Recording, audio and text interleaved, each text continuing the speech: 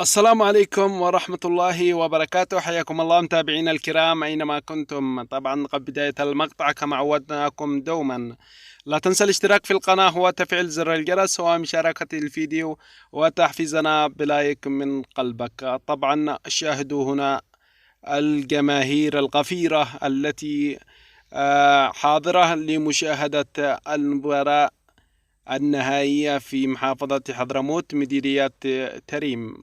طبعا الكثير من الناس يقولون إن الشعب اليمني لا يحب أو لا يعشق الرياضة اليمنية.